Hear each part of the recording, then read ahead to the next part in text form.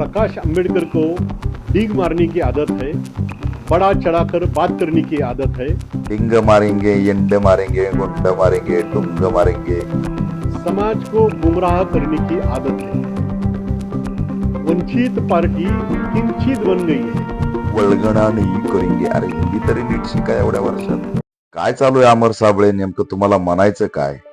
डिंग मारेंगे, यंड मारेंगे, गुंड मारेंगे, टुंग मारेंगे, वल्गणा नाही करेंगे. अरे हिंदी तरी नीट शिका एवढ्या वर्षात. एवढे वर्ष गेलं RSS सोबत. हिंदीचं तरी वरदान दिलं का नाही त्यांनी? काय केलंय? आयुष्यभर RSSच्या चंबूमध्ये त्यांनी दिलेली चिठ्ठी वाचून दाखवण्यात गेलं आणि तुम्ही वल्गणा डिंगन याच्यावर बोलावं. काय प्रश्न आहे? काय उत्तर आहे? काय सिच्युएशन आहे? आता तरी गप बसा. तुम्ही स्वतः पण वाचणार नाहीत जे काही तुमच्या विश्वगुरूंनी खेळ सुरू केलाय त्याच्यात. ही वेळ नाहीये. एवढं वय झालंय तुम्हाला उत्तर सुद्धा देऊ वाटत नाही आणि क्यू येते तुमचा चेहरा बघितल्यावर. अमर साबळे क्यू येते, अक्षरशः दया येते की काय तळमळ सुरू आहे तुमची. त्यामुळे टीका सुद्धा करू वाटत नाही आपला चेहरा बघून. सुपारी घेणं, त्या अशा पद्धतीने चळवळीवर बोलणं योग्य नाही. हिंदी शिका नीट. काय तुम्ही पाठीमाग तुमच्या स्वतःच्या एकीकडे छत्रपती शिवाजी महाराज, दुसरीकडे डॉक्टर बाबासाहेब आंबेडकर आणि मधी नरेंद्र मोदी. काय म्हणजे नरेंद्र मोदी बाबासाहेब आणि महाराजांच्या मध्ये त्यांचा फोटो ठेवून काय सांगू इच्छिता? एवढी उंची आहे त्यांची, एवढं कार्यकर्तृत्व आहे, लायकी आहे. अमर साबळे काय करायला निघालात तुम्ही? ही चिठ्ठी दिली कुणी तुम्हाला लिहून? दलितांच्या लेकी मारल्या जातात त्याच्यावर येतो का हो तुमचा व्हिडिओ? आदिवासींचे लेकरं मारले जातात त्याच्यावर येतो का तुमचा व्हिडिओ? तिथं आम्ही जातो, आम्ही बोलतो. तिथं तुम्हाला चिठ्ठी नसेल येत ना. चिठ्ठी भलत्याच ठिकाणी येते. काय तुमच्या बोलण्याने फरक पडत नाही. तुम्हाला कमेंट बंद करून पोस्ट टाकावं लागते. तुमच्या लाईक किती येतात, तुमचा व्हिडिओ व्हायरल किती होतो, कधी उभा टाकताय, कधी आडवा टाकताय. अमर साबळे हे शोभा देत नाही. बस झालं, आराम करा. किती दिवस तळी उचलणार? किती दिवस तळीवर जागणार? आंबेडकरी कार्यकर्त्यांना नक्षलवादी मानण्यापर्यंत तुमची हिंमत गेली. काय मिळवलं? जेव्हा जेव्हा RSS ला काय काय घडवायचं असतं तेव्हा तेव्हा तुम्हाला पुढं करून चिठ्ठी देतात. जेव्हा अर्बन नक्षल पेरायचा होता तुम्हाला पुढं केलं. आता नवीन काय प्लॅन आहे की तुम्हाला पुढं केलंय? काय केलंय विश्वगुरूंनी हे सांगा. संडास बाथरूम बांधलंय, हे बांधलंय, ते बांधलंय. अरे याच्या पुढं पलीकडं काही दुनिया आहे की नाही? 70-80 वर्ष झालं तरी सामाजिक न्याय नाही. माणूस म्हणून जगण्याचा आम्हाला अधिकार नाही. कुत्र्यासारखं, जनावरांसारखं जीना आमच्या वाट्याला आलंय तुमच्या सत्तेत. तुमच्या समरसतेच्या गप्पा ऐकू ऐकू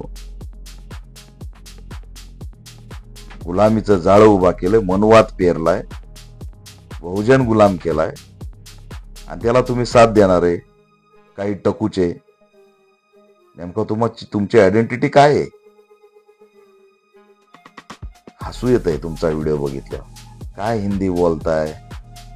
हिंदीत मराठी बोलताय का मराठीत हिंदी बोलताय हे सुद्धा कळा ना. आणि काय केलं एवढ्या वर्ष मग तिकडे जाऊन? चडीन तेच घालण्याचं काम केलं की काय? सुधरा. काय पदरात पाडून घ्यायचे ती पाडा. पण अशी स्वतःची, समाजाची, चळवळीची इज्जत घालू नका. चळवळीशी आणि समाजाशी तर तुमचा काही संबंध नाही म्हणा. संघाचे लोक कुणाचेच होत नाहीत. त्याच्यामुळे डिंग मारेंगे, डुंग मारेंगे, चिंग मारेंगे, गप बसा.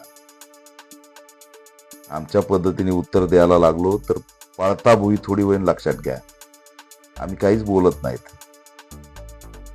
आम्ही खूप सहन करतो. तुमच्या 2-3 जणांच्या माध्यमातून BJP RSS जे पेरायला लागले ना ते आता सहनशीलतेच्या बाहेर चाललंय.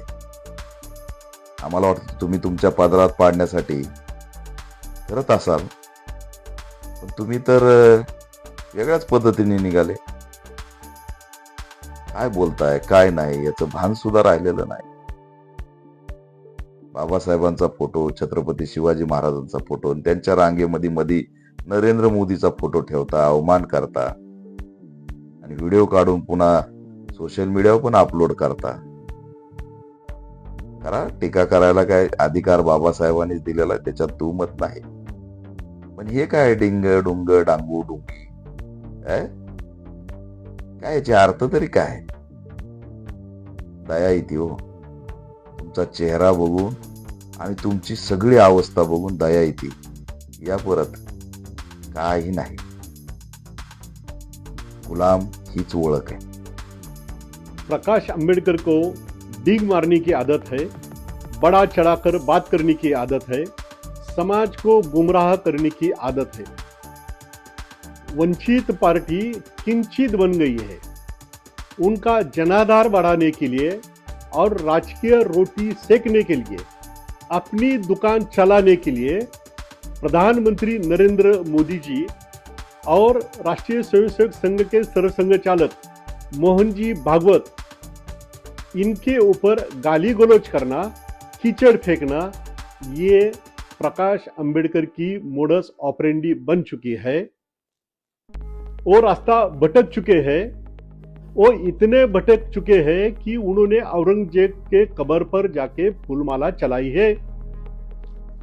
उन्होंने निजाम शाही को डॉक्टर बाबा साहब अंबेडकर जी ने विरोध किया था.